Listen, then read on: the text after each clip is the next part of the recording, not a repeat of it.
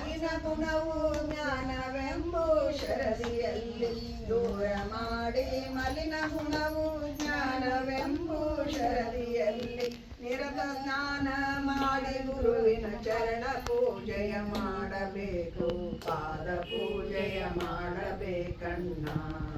ಶ್ರೀ ಮಲ್ಲಿನಾಥರ ಪಾದ ಪೂಜೆಯ ಮಾಡಬೇಕಣ್ಣ ಎಳೆಯ ಪಾತ್ರೆ ತೋರಿಸಬೇಕಣ್ಣ ಈ ಪಾದ ಪೂಜೆಗೆ ಕಳೆಯ ತರುವ ಪುಷ್ಪ ಬೇಕಣ್ಣ ಎಳೆಯ ಪಾತ್ರೆ ಪುಷ್ಪ ಹೃದಯವೆಂಬುವನವು ತಿರುಗಿ ಎಳೆಯ ಪಾತ್ರೆ ಪುಷ್ಪಕ್ಕಾಗಿ ಹೃದಯವೆಂಬುವನವು ತಿರುಗಿ ಗಳಲನೆ ಸುವಿಚಾರ ಮೇಲಿನ ಪಾದ ಪೂಜೆಯ ಮಾಡಬೇಕು ಪಾದ ಪೂಜೆಯ ಮಾಡಬೇಕಣ್ಣ ಶ್ರೀ ಮಲ್ಲಿನಾಥರ ಪಾದ ಪೂಜೆಯ ಮಾಡಬೇಕಣ್ಣ ಅಕ್ಷತೆಯ ಕಾಳು ಧರಿಸಣ್ಣ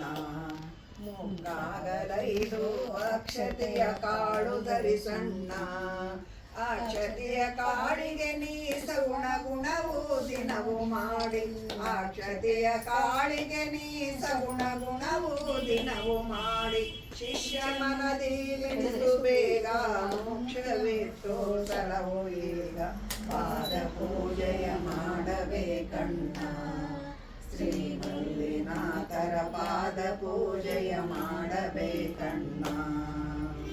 ದೀಪವನ್ನು ಬೆಳಗಬೇಕಣ್ಣ ಈ ಪಾದ ಪೂಜೆಗೆ ಧೂಪವನ್ನು ತೋರಬೇಕಣ್ಣ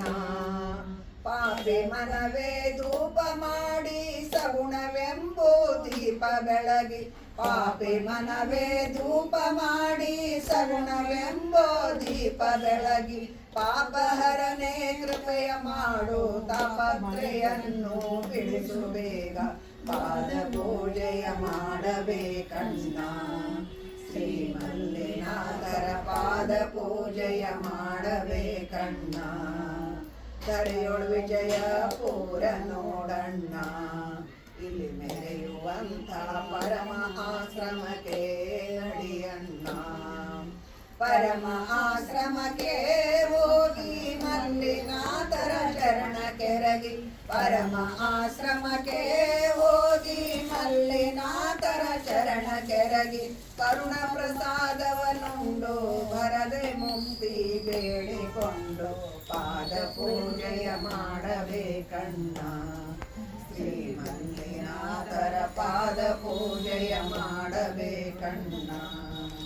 ಪಾದ ಪೂಜೆಯ ಮಾಡಬೇಕು ಬೋಧ ಅಮೃತ ತಿಳಿಯಬೇಕು ಪಾದ ಪೂಜೆಯ ಮಾಡಬೇಕು ಬೋಧ ಅಮೃತ ತಿಳಿಯಬೇಕು